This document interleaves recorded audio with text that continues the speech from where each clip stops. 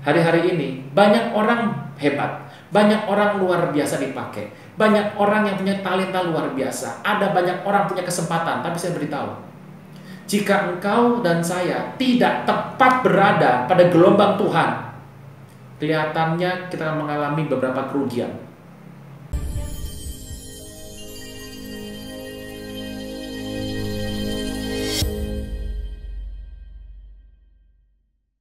Shalom saudara kasih Tuhan, kita berdoa. Bapa di sorga, dalam nama Tuhan Yesus, terima kasih buat kebaikan yang begitu berlimpah dalam kehidupan kami. Kau merawat hidup kami dari waktu ke waktu, saat demi saat, bulan demi bulan, tahun demi tahun, generasi lepas generasi. Roh Kudus cengkram kami supaya tidak menyimpang kanan, tidak menyimpang kiri, tapi terus berpegang kepada panggilan yang ilahi. Pujian, hormat, kuasa, kemuliaan bagi nama Tuhan Yesus. Kau perisai hidup kami, kau pagar tembok sekeliling kami, tidak pernah dan jahat bisa menyentuh hidup kami. Engkau Tuhan, upah kami yang sangat amat besar.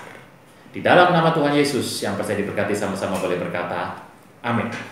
Shalom jemaat yang cintai oleh Tuhan, dikasih oleh Tuhan. Senang sekali boleh bertemu dengan saudara dan tidak pernah menyangka bahwa kita bertemu lagi dalam ibadah online seperti ini. Karena beberapa waktu terakhir memang semua dilakukan dari rumah. Tidak mengurangi sukacita, karena saya percaya biarlah terus sukacita sejahtera dalam kehidupan kita terus ditumbuhkan, dan saya percaya kita adalah orang-orang yang paling beruntung di muka bumi ini. Saudara Tuhan, yuk kita akan belajar firman Tuhan hari ini. Kita membuka firman Tuhan sebentar dalam kitab Lukas ke-12 ayat 40 sampai 43 saja. 4 ayat saya akan bacakan bagi kita semua. Hendaklah kamu juga siap sedia, karena Anak Manusia datang pada saat yang tidak kamu sangkakan. Kata Petrus, Tuhan, kamikah yang kau maksud dengan perumpamaan itu, atau juga semua orang? Jawab Tuhan, jadi siapa pengurus rumah yang setia dan bijaksana yang akan diangkat oleh tuannya menjadi kepala atas semua hambanya untuk memberi makanan kepada mereka pada waktunya? Berbagailah hamba yang didapati tuannya melakukan tugasnya ketika tuannya itu datang.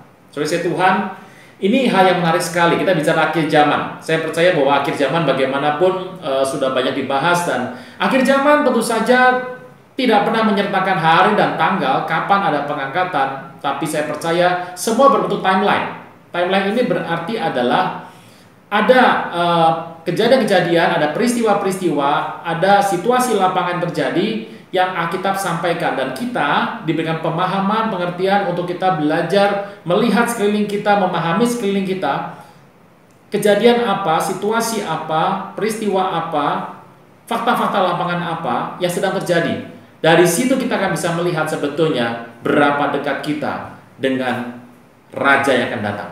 Saudara Tuhan, firman Tuhan berkata dengan jelas, kita harus berjaga-jaga, siap sedia, karena Tuhan datang tidak pernah kita bisa sangka. Kalau kita tidak sangka, berarti hari itu sebetulnya, Anda masih ingat 5 gadis bijak, 5 gadis bodoh? 10 gadis itu sama-sama tertidur. 10-10-nya menantikan mempelai. 10-10-nya sudah berdandan bersiap semuanya. Mereka ngantuk sama-sama, tidur sama-sama, dalam arti mereka sudah bersiap tapi mereka lelah. Kenapa bisa lelah? Karena mereka giat bekerja. Kenapa? Menantikan Tuhan. Kita lihat ayat 41. Petrus bertanya. Rasul-rasul diwakili Petrus sebagai kepala para rasul, sokok guru dari para rasul dan paus pertama. Tuhan, kami yang kau maksud atau semua orang? Jadi cerita untuk berjaga-jaga ini adalah hanya untuk siapa? Kami yang kau maksud atau semua orang? Tuhan Yesus seperti banyaknya rabi tidak pernah mengatakan iya dan tidak dengan seketika, tapi memberikan sebuah perumpamaan yang lain untuk menjawab kebiasaan dari gaya pendidikan orang Yahudi, memberikan menjawab pertanyaan dengan pertanyaan. Jadi siapa pengurus rumah yang setia dan bijaksana? Jadi ada pengurus rumah, ada hamba yang biasa, ada yang diangkat oleh tuannya untuk menjadi pengawas atau hamba yang lain. Dan kita akan lihat ternyata dalam kerajaan sorga nanti ada orang yang akan diangkat lebih tinggi dari yang lain. Kita bilang begitu. Kita lihat firman Tuhan sebentar. Apa syaratnya? Apa yang harus kita lakukan? Ayat 43. Dari ayat ini kita melihat dengan jelas ayat 43. Berbagailah hamba yang didapati tuannya melakukan tugasnya ketika tuannya datang. Saudara Tuhan, Tuhan minta dua saja. Bagaimana membedakan antara seorang hamba yang menjadi pengurus yang akan diangkat dengan hamba yang biasa? Alkitab katakan dengan jelas adalah ada dua syaratnya. Yang pertama adalah melakukan tugasnya, kasih garis bawah. Berarti setiap orang, anak Tuhan itu punya tugas yang berbeda-beda dari Tuhan.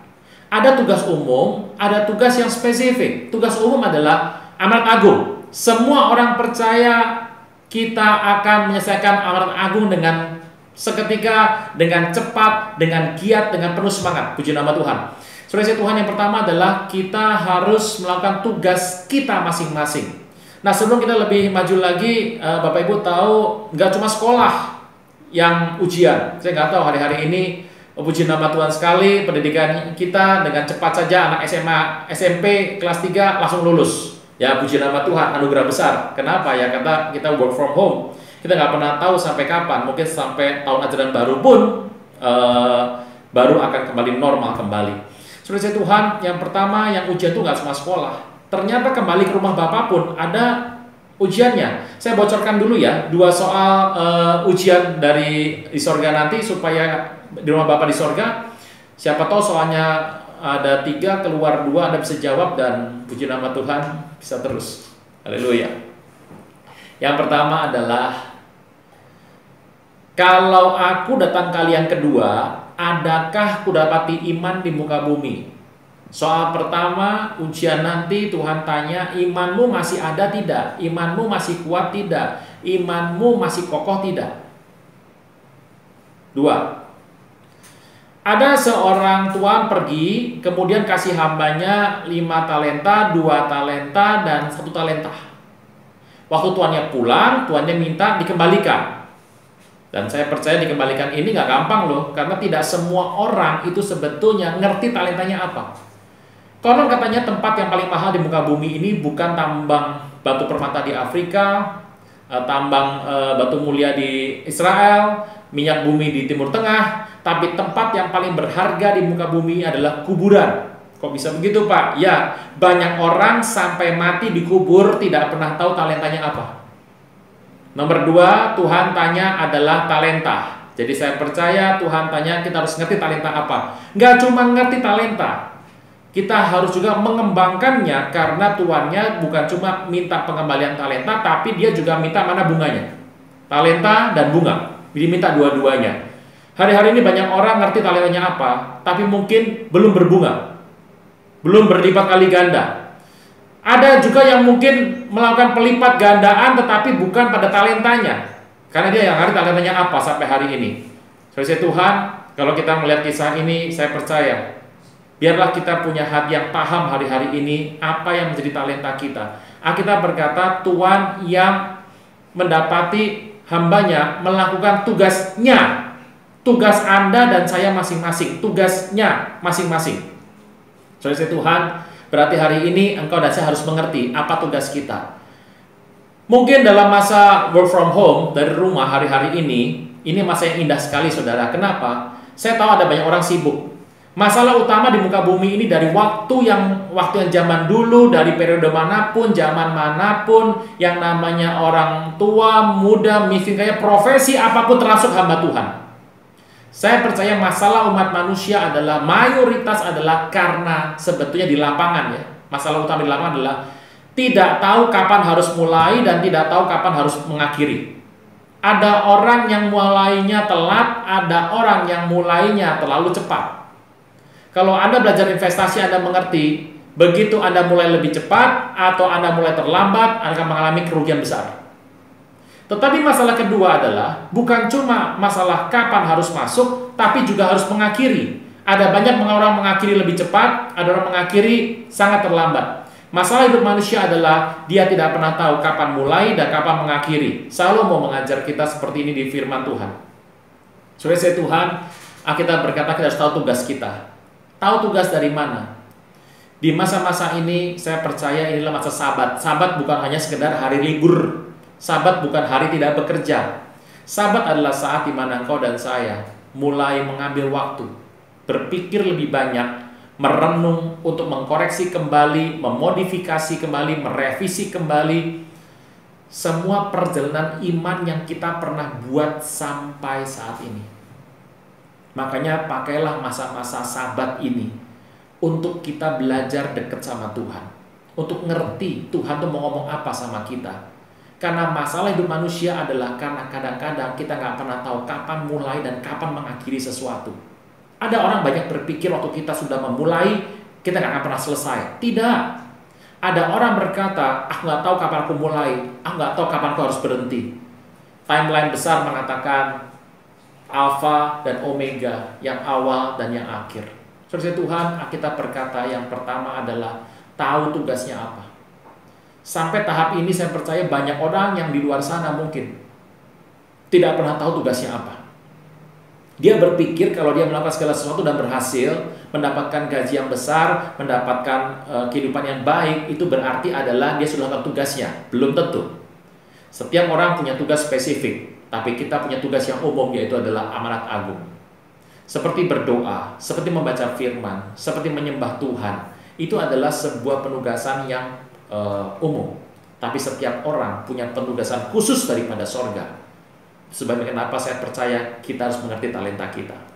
Tetapi yang kedua, setelah mengerti ini semua, Alkitab berkata, didapati tuannya, sedang melakukan. Itu artinya kita tidak boleh sibuk untuk dunia. Kita harus sibuk buat sorga.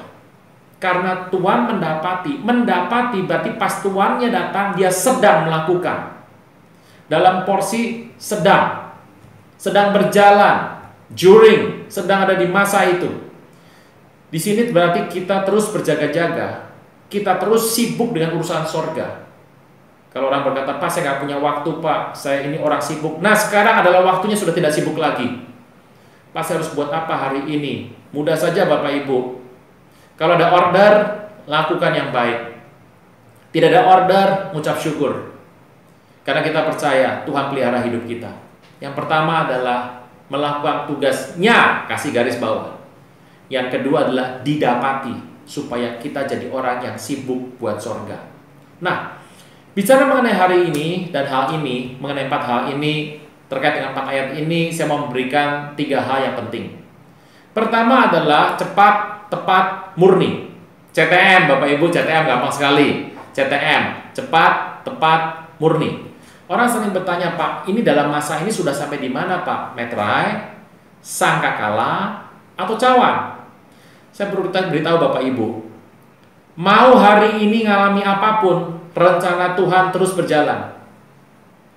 Anda sedang buat apapun, percaya tidak percaya, senang tidak senang, suka tidak suka, mengerti tidak mengerti, rencana Tuhan terus berjalan. Alkitab mencatat. Saya percaya bahwa kita ngalami goncangan seperti ini, kadang-kadang kita nggak siap, karena memang kita tidak pernah siap untuk hal-hal seperti ini. Tapi kalau sudah berakhir, saya percaya biarlah kita siap untuk terus goncangan ke depan, karena akhir zaman selalu bicara mengenai goncangan demi goncangan. Sebabnya kita harus mengerti, engkau dan saya Bapak Ibu sekalian, kita ini bukan milik bumi. Habitat kita ada di rumah Bapa di sorga. Cepat, tepat, murni. Apa itu, Pak? Cepat, melakukan tugas Tuhan harus cepat, Bapak Ibu. Orang yang cepat itu berarti orang itu adalah fokus. Cepat bicara mengenai talenta, cepat bicara mengenai karunia roh. Apa fungsi karunia roh? Karunia Roh Kudus, ada 9, itu membuat engkau dan saya cepat menyelesaikan tugas Tuhan di muka bumi. Jadi cepat. Ini bicara fokus, menyingkirkan hal-hal yang tidak penting, menyingkirkan hal-hal yang mungkin tidak berguna. Hari-hari ini situasi sudah membantu kita sebetulnya. Dengan kita tidak banyak acara-acara di luar, dengan kita punya waktu di rumah bersama keluarga, kita mulai menata lagi hidup kita. Mana yang prioritas, mana yang tidak. Satu, cepat.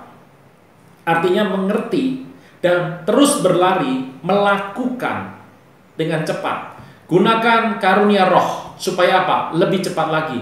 Gunakan semua fasilitas yang ada supaya lebih cepat lagi. Karena apa harus cepat? Karena waktunya sangat singkat. Masih ingat perintah Tuhan kepada Musa pada malam sebelum keluar dari Mesir?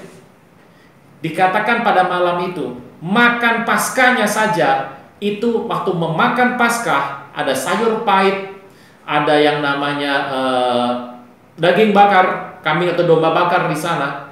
Itu harus menggunakan kasut, harus pakai ikat pinggang, bawa tongkat. Anda bisa bayangkan, kalau Anda di rumah makan dengan sudah pakai sepatu, pakai ikat pinggang, pasti ada jubahnya dong ya. Kemudian harus bawa tongkat bicara mengenai membantu perjalanan. Pertanyaan saya, itu artinya makan seperti apa? Anda makan di tangan sudah handphone, di tangan bawa tas, bawa pakai sepatu, dan sudah pakai sabuk, semua sudah lengkap sambil makan. Itu artinya kita makan perkara-perkara yang ada di muka bumi, tapi kita siap untuk berangkat. Ikut Tuhan harus cepat Bapak Ibu. Banyak orang, banyak berlambat-lambat ikut Tuhan. Ikut Tuhan harus cepat, nomor satu harus cepat. Dan saya percaya semua sedang dipercepat hari-hari ini. Yang belum paham terus dibikin paham. Anda yang punya waktu untuk berdoa, hari ini punya banyak waktu berdoa. Yang nggak punya waktu baca firman karena sulit, karena mungkin sibuk, karena di kantor, sekarang punya waktu untuk membaca firman. Yang tadinya tokonya ramai sekali, sampai berdoa pun sampai tidak sempat, hari ini punya waktu yang banyak untuk berdoa. Pakai kesempatan ini. Kenapa? Karena kita harus cepat. Berikutnya adalah cepat, tepat. Tepat ini bicara mengenai keintiman sama Tuhan, kedekatan sama Tuhan, sehingga ngerti isi hati Tuhan. Bapak Ibu, tepat tidak mudah loh. Karena banyak yang meleset. Kayak tadi saya cerita bicara mengenai kapan harus mulai, kapan harus selesai. Saya percaya di muka bumi ini, kalau Anda melihat situasi yang ada, penemu-penemu di muka bumi ini, orang-orang yang namanya terkenal di muka bumi ini, itu adalah orang-orang yang ada di zaman yang tepat. Kok bisa tepat? Tuhan yang mengatur. Sebuah contoh yang menarik sekali. Sebuah kisah Bapak Ibu, sebuah pertanyaan. Kenapa Tuhan Yesus lahir di muka bumi? Itu pada saat Israel sedang dijajah oleh Romawi. Kenapa Tuhan nggak lahir pada zaman kekaisaran Yunani? Kenapa Tuhan nggak lahir pada saat kekaisaran yang ada di Persia atau di Medi? Atau kenapa Tuhan nggak lahir di zaman tahun 1000 kira-kira? Ya kalau tahun 1000 Tuhan lahir, berarti yang namanya AD itu adalah maju lagi 1000. Saudara Tuhan, kenapa waktu kelahiran itu jatuhnya tepat pada masa Raja Kaisar Agustus? Saudara Tuhan, menarik sekali. Ketepatan waktu ini luar biasa sekali. Anda bisa bayangkan, pada saat kerajaan Romawi berkuasa, itu penguasa atas muka bumi. Muka bumi begitu luar biasa, Roma menjajah kemana-mana. Dan kalau kita mengerti, Octavianus Caesar, Kaisar Agustus, itu kaisar yang luar biasa sekali, yang melebarkan Pax Romana luar biasa sebagai pengganti dari Julius Caesar. Dan kemudian digantikan kaisar berikutnya. Saya percaya waktu Tuhan lahir itu memang dalam kondisi waktu dan saat di mana terjadi kekaisaran Romawi yang berkembang luar biasa selama 3-4 abad. Begitu kekristenan muncul, kekristenan ikut dalam penyebaran dengan cepat ke seluruh muka bumi. Anda lihat baik-baik. Pada saat kendaraan Romawi menyebar ke muka bumi, saat itulah kekristenan muncul. Saat itulah kekristenan diakui sebagai agama negara oleh Konstantin Caesar. Naik ke atas. Bersamaan dengan penyebaran itulah kekristenan ada di sana dan menyebar sangat luar biasa. Cepat sekali, kenapa? Karena waktunya tepat. Siapa yang bikin waktu tepat? Tuhan. Hari-hari ini banyak orang hebat, banyak orang luar biasa dipakai, banyak orang yang punya talenta luar biasa, ada banyak orang punya kesempatan. Tapi saya beritahu, jika engkau dan saya tidak tepat berada pada gelombang Tuhan, kelihatannya kita akan mengalami beberapa kerugian. Kenapa di setiap zaman ada orang dipakai oleh Tuhan? Pertanyaannya, Tuhan tidak pernah salah. Tapi hari-hari ini, kenapa engkau dan saya ada di zaman akhir ini? Kita adalah orang-orang yang paling beruntung. Menurut saya kita ada generasi, Bapak Ibu dan saya ada generasi yang paling beruntung. Karena engkau dan saya adalah orang yang diizinkan Tuhan untuk berpeluang besar menyaksikan Tuhan datang menjemput kita dalam kondisi hidup. Terpujilah nama Tuhan. Nomor 1, cepat. Lakukan bagian hidup Anda dengan cepat. Alkitab berkata bahwa tuannya mendapati hambanya. Mendapati artinya dia sedang melakukan terus. Dia sedang fokus melakukan. Pada saat Tuhan datang, kapanpun dia datang, bisa saja Bapak Ibu bekerja itu 8 jam. Dia sangat sibuk bekerja. Tetapi pas dia lagi istirahat, lagi santai, tuannya datang. Atau kalau Anda melihat Moshe, bagaimana Tuhan memanggil Moshe yang ada di padang, waktu itu di padang belantara, tiba-tiba semak menyala. Pertanyaannya adalah, kalau Moshe itu bekerjanya, masuknya Senin Kemis Bapak Ibu, Senin masuk, Kemis baru masuk lagi, habis itu tidur, libur, jadi Senin masuk, Selasa, Rabunya libur, tidur, Kemis masuk lagi. Pertanyaan saya, jangan-jangan pas semaknya menyala, Moshe tidak ada di sana. Tapi luar biasanya adalah cepat. Hari ini saya percaya dengan melihat situasi yang sudah ada, dan saya percaya memang Tuhan terus menjaga, memimpin, membimbing, mengayomi, menuntun dalam kedaulatan yang luar biasa. Saya percaya bahwa ada rencana Tuhan yang besar. Hendaklah kita ngerti kita harus buat apa hari-hari ini dengan cepat. Kalau kau berasa dalam doa, dalam penyembahan, berasa harus ada yang harus dibereskan, cepat bereskan, cepat bereskan. Ikut Tuhan harus cepat. Orang sering bertanya kepada saya, Pak, jadi bagaimana kita harus buat hari-hari ini? Saya beritahu, kalau Anda sudah bertobat terima Tuhan Yesus, baptis. Ikut persoalan doa. Pak, bagaimana caranya Pak? Sekarang luar biasa, semuanya pakai online. Jadi waktunya pun bisa menyesuaikan, Anda bisa pilih waktu yang sesuai dengan Anda suka. Semuanya ada. Zaman teknologi zaman sekarang luar biasa. Dengar baik Bapak Ibu. Teknologi itu mendompleng. Teknologi itu ada di atas 3 sektor besar. Kesehatan, keamanan, dan keuangan. Ini luar biasa. Jadi teknologi yang dipakai luar biasa terutama dalam 3 hal ini. Kesehatan, keuangan, keamanan. Tidak ada manusia yang menolak 3 hal ini. Teknologi ada di sana. Hati-hati sama teknologi Bapak Ibu.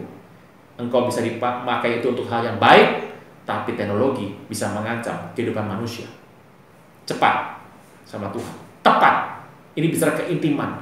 Orang yang intim sama Tuhan, dia membaca signal-signal Tuhan. Hari ini begitu banyak signal Tuhan di muka bumi Bapak Ibu. Anda bisa baca signal Tuhan tepat. Anda masuk di saat yang tepat. Anda masuk di waktu yang tepat. Dan tidak terlalu cepat, tidak terlambat. Dan Anda selesai mengerjakan, Anda berganti tugas yang baru, waktu Anda berhenti, tidak terlalu cepat, tidak terlambat. Saya percaya, hamba-hamba Tuhan yang selesai bertugas, tidak lebih cepat, tidak terlambat, dipanggil Tuhan tepat pada waktunya. Semua yang dipanggil oleh Tuhan, kedaulatan Tuhan, tepat pada waktunya, harus selesai. Dan biarlah mereka berbahagia dengan semua jerih lelah yang sudah dibuat sampai hari ini. Cepat, tepat. Yang ketiga bicara mengenai murni. Bapak Ibu, murni bicara mengenai buah roh. Kalau kecepatan itu bicara mengenai kaitan dengan karunia roh. Ketepatan bicara mengenai keintiman sama Tuhan. Kehidupan kekristenan kita. Karunia roh ada 9. Keintiman sama Tuhan. Menggunakan apa Bapak Ibu? Alat medianya. Kita sudah punya Bapak Ibu yang menjadi DNA kita. Pray, praise, and worship. Banyak menyembah, banyak puji nama Tuhan. Tetapi murni itu bicara buah roh dalam hidup kita. Murni, motivasi yang murni. Cepat, tepat, tapi murni. Saya percaya bahwa hal ini harus kita pertimbangkan. Apa manfaat buah roh Pak? Buah roh membawa engkau dan saya untuk bisa melihat rencana-rencana Tuhan dan sampai ke rumah Bapa. Buah roh yang akan mendampingi engkau dan saya untuk sampai nanti ketemu Bapa di sorga. tapi karunia Roh yang mempercepat penugasan Tuhan dalam kehidupanmu. Cepat, tepat, murni. Saudara Tuhan, saya tidak berlama-lama. Kitab Lukas 12 bicara mengenai kewaspadaan, berjaga-jaga di waktu akhir. Tunaikan tugas kita supaya didapati, jangan sampai kita sedang nganggur, sedang berdosa dalam kehidupannya, sebab tidak ngerti mau kemana. Banyak orang karena dipusingkan dengan masalah keuangan. Saya perlu beritahu Bapak Ibu, siap-siap. Alkitab bilang di akhir zaman selalu akan ada yang namanya kegoncangan ekonomi. Alkitab yang ngomong. Kegoncangan soal kesehatan, kegoncangan soal kedamaian dunia. Tapi saya percaya kita paham firman Tuhan. Kita didapati Tuhan kita sedang sibuk dalam perkara surga. Yang kedua, melakukan tugasnya, bukan tugas orang lain. Banyak orang kepo. Wah, ini ada singkatannya Bapak Ibu. Knowing every potential object. Pengen tahu segala hal urusan orang lain. Tiap orang punya bagian masing-masing saja. Kerjakan bagianmu, karena upahmu dan upah saya besar di sorga. Cepat, tepat, murni. Bapak Ibu, banyak pertanyaan hari-hari ini, mungkin kekhawatiran, kecemasan juga mengenai situasi ke depannya seperti apa. Bagaimana dengan tanda 666? Bapak Ibu, lagi rame soal vaksin. Saya percaya bahwa memang untuk masalah kesehatan, virus itu vaksin dipakai. Vaksin itu adalah penyakit yang dilemahkan. Dan sekarang dibuatnya juga dari plasma darah orang-orang yang sembuh dari sampar. Tidak ada masalah dengan vaksin, karena itu adalah sebuah temuan pengetahuan yang memang Tuhan izinkan. Dan kita sudah pakai banyak vaksin dalam hidup kita. Saya nggak tahu Bapak Ibu Anda sudah divaksin berapa banyak dari sejak Anda lahir sampai hari ini. Saya pun menerima vaksin dan nggak ada salah dengan vaksin. Tapi kita tahu bahwa hari-hari terdengar kabar tentang bagaimana kita harus berhati-hati materi apa yang ada dalam cairan vaksin tersebut. Saudara Tuhan, baca Alkitab kita, terutama kalau Anda ada waktu yang lebih banyak di rumah, baca Wahyu. Semua yang ada di Wahyu akan terjadi. Bukan masalah vaksinnya Bapak Ibu, tidak ada masalah dengan vaksinnya. Tapi mungkin adalah campuran teknologi yang ada di sana, yang membuat semua orang akan terdata, terpantau, sehingga kelak dimungkinkan tanpa alat pantau itu. Saya nggak tahu bentuknya apa, mungkin sangat kecil sekali. Ingat Bapak Ibu, bukan vaksinnya ya. Ini orang sudah banyak bilang segala hal, bukan. Tapi adalah teknologi yang ada dalam vaksin tersebut. Bentuknya bisa macam-macam Bapak Ibu, yang mungkin kelak bisa membuat kita tidak bisa membeli, menjual, merdeka, hamba, kaya, miskin, tua, muda, besar, kecil, tidak dapat membeli atau menjual tanpa menggunakannya. Itu yang harus hati-hati sebetulnya. Tapi kita kesampingkan itu saja Bapak Ibu, karena yang penting adalah hari ini mengerti tugas Tuhan dalam hidup kita. Kerjakan dengan cepat, kerjakan dengan ketepatan. Kapan harus mulai masuk, kapan harus keluar, kapan mulai, kapan keluar. Banyak orang tidak tahu kapan mulai. Lebih banyak orang tidak tahu bagaimana mengakhirinya, termasuk mengakhiri dosa dalam hidup kita. Saya berdoa supaya Bapak Ibu dan saya bisa paham ini. Yang ketiga, murni. Motivasi hati yang murni. Semua hanya untuk kepentingan kerajaan sorga, kepentingan Tuhan Yesus. Kalau ada motivasi yang salah, minta ampun sama Tuhan. Saya percaya dengar-dengaran sama Tuhan itu penting. Biarlah dalam kehidupan kita rahmat Tuhan bersama dengan kita senantiasa. Doa saya, berkat Tuhan berlimpah dalam hidup Bapak Ibu Saudara sekalian. Terus dalam masa-masa yang dekat sama Tuhan, dan baca kitab Wahyu lebih dan lebih lagi, baca lebih banyak lagi kitab firman Tuhan, karena semua yang tertulis di kitab firman Tuhan akan terjadi. Kita adalah orang-orang yang beruntung luar biasa, karena satu-satunya buku di muka bumi yang bicara soal masa depan hanya Alkitab. Percaya sama Tuhan, berkat berlimpah atas setiap rumah tangga yang ada, dan biarlah kuasa Tuhan turun dalam kehidupan kita. Cepat, tepat, murni. Biarlah kelak Tuhan datang, kita bisa berbahagia. Tuhan Yesus memberkati saudara sekalian. Haleluya.